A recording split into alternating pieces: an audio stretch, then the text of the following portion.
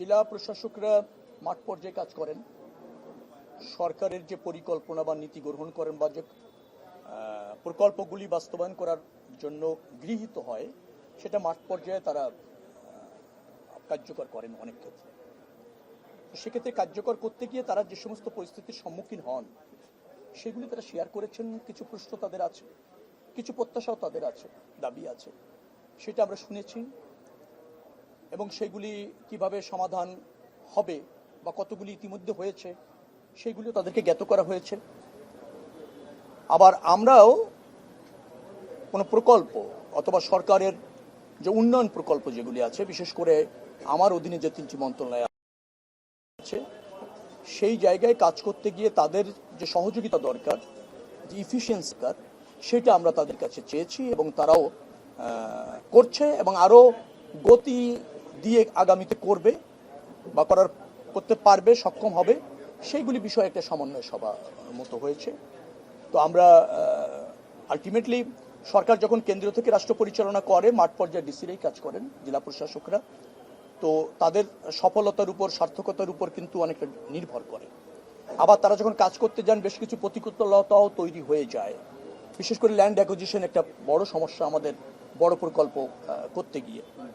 ঢাকা সিলেট মহাসড়ক 4 বছর land acquisition শেষ হয়নি এখনো পর্যন্ত। আমি যখন দায়িত্ব নিলাম তখন দেখলাম যে মাত্র 20% হয়েছে।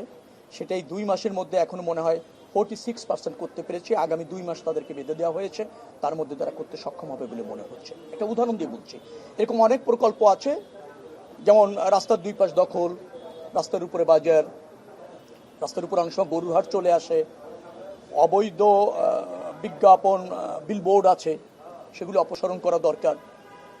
নদীগুলি বা সরকারি জায়গায় ক্রমাগতভাবে দখল হয়, সেখানে আরও তৎপর থাকলে ভালো হয়। কোনো সময় যানবাহনে যে লোড ক্যারি করার কথা, বিশেষ করে ট্রাক, কাভার্ড ভ্যান, তার চেয়ে 2 গুণ 3 গুণ লোড তারা ক্যারি করে ক্ষতিগ্রস্ত হয়। সে ব্যাপারে তাদেরকে আরও অ্যাটেনশন দিতে বা কার্যকর পদক্ষেপ নিতে বলা হয়েছে। তারপর ধরেন যত্রতত্র অনেক জায়গায় ওটাকে বলা হয় স্পিড ব্রেকার দেওয়া হচ্ছে। কেউ কোন মনে করছে, কোনো স্কুল মনে করছে সে দিয়ে দিল উঁচু করে, মান না বজায় রেখে বা ওই অঞ্চলে স্পিড ব্রেকার প্রয়োজন আছে কিনা তা বিবেচনা না করেও যত্রতত্র হয়েছে।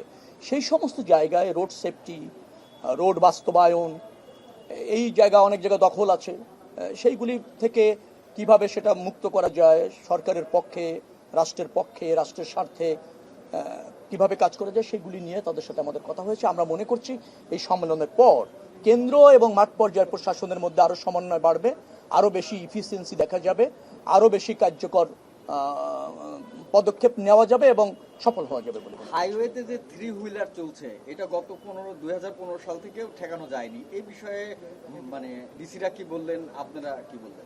না, ঠেকানোর ইচ্ছা চেষ্টা আছে, কিন্তু আমাদের হাইওয়েগুলির সাথে যেভাবে, যেহেতু প্রোটেক্টেড না, আমাদের আপনার রেস্ট্রিক্টেড করতে পারিনি হাইওয়েতে আসাটা। যে কোনো জায়গায় ছোটোখাটো রাস্তারও সংযোগ আছে, যার ফলে এটা হয়তো নিয়ন্ত্রণ করা যাচ্ছে না, কিন্তু আগে যে কোনো সময়ের চেয়ে এটা একটু নিয়ন্ত্রণ বেশি করা গিয়েছে। পর্যায়ক্রমে এটাকে কিভাবে করা যায় সেই ব্যবস্থাগুলি নিয়ে কথা বলা হয়েছে। আশা করছি যে পর্যায়ক্রমে এটা নিয়ন্ত্রণ হবে, কারণ 3 হুইলার যত্রতত্র যেভাবে চলছে সেটা চলতে পারে না, এই ধরনের মত আছে। আবার কোনো জায়গায় এমন আছে যে সেফটিটা নিশ্চিত না করে তো আপনি অনেক সময় বাধ্য করা যাচ্ছে না, সেরকম একটা বাস্তবতাও আছে। এর মধ্যে সমন্বয় করে কাজ চলছে।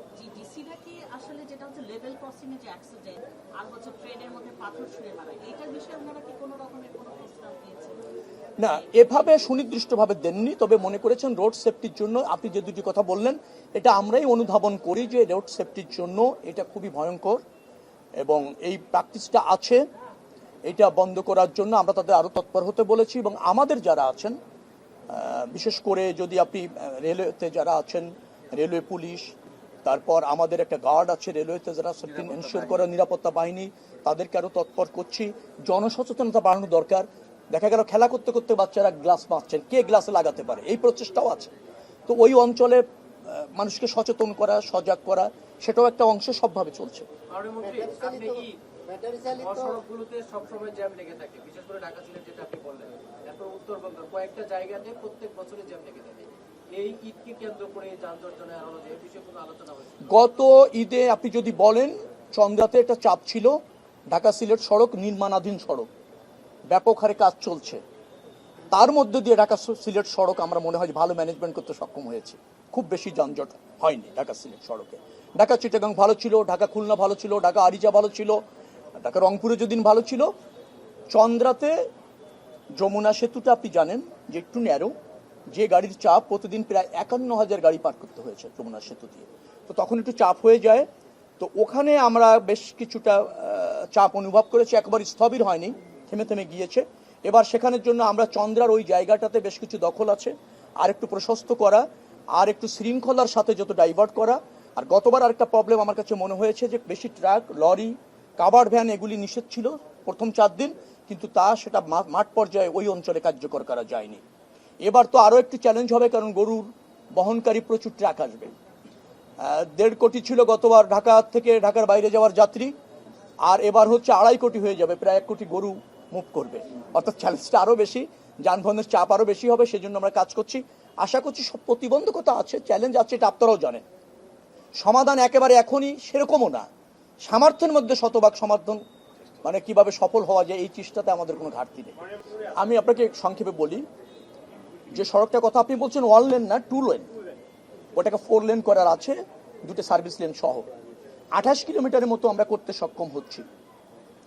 বাকি যে জায়গাটা আছে মাদারীপুর পর্যন্ত আমি বলছি, বাকি যে জায়গাটা আছে এখন ফান্ডিংটা হয়নি নিশ্চিত, ওই ফান্ডিংটার জন্য আমাদের চেষ্টা চলছে।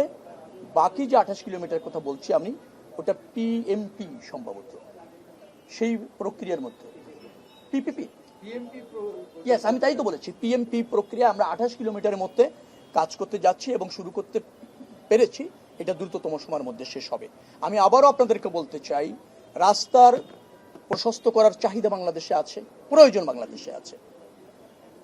আমি যদি বলি আপনি এই 2 মাসে মেম্বার অফ পার্লামেন্টের যে ডিও দিয়েছে তাতে 3 লাখ কোটি টাকা লাগবে এই রাস্তা সম্প্রসারণ করার জন্য। বাজেটে পাবেন আপনি সর্বোচ্চ 40,000 কোটি টাকা আমার ধারণা, বিগত দিনের কথা বলে বলছি, এই বাজেটে কি পাবো জানি না। তো এখন প্রাধিকার বা অগ্রাধিকার ভিত্তিতে আমাদেরকে একটা সিলেক্ট করে কাজ করতে হবে। আমরা সেই জায়গায় স্বচ্ছতার সাথে নিরপেক্ষভাবে অগ্রাধিকার ভিত্তিতে প্রকল্পগুলি বাস্তবায়ন করতে সরকার চাইছে, তো সেই জায়গায় আপনাদের সহযোগিতা চাইছি। আর বাস্তবটা হচ্ছে আপনারা নিশ্চয়ই কাজের মাধ্যমে দেখবেন। ধন্যবাদ সবাই, ধন্যবাদ ধন্যবাদ। এটা আইন শৃঙ্খলা রক্ষাকারী বাহিনী অবশ্যই দেখবে।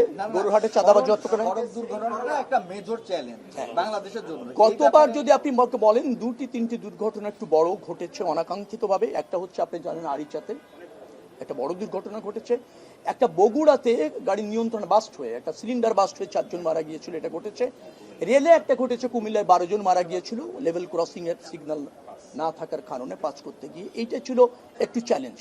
বাকি যে জায়গাটা ছিল আমার মনে হয় যে আমরা মোটামুটি ভাবে বছরে তো 4.5 থেকে 5,000 মানুষ সড়ক দুর্ঘটনায় মারা যায়, এটা আমাদের অনাকাঙ্ক্ষিত, খুব দুর্ভাগ্যজনক। আমরা পারিনি এই সেফটিটা ইনশিওর করতে।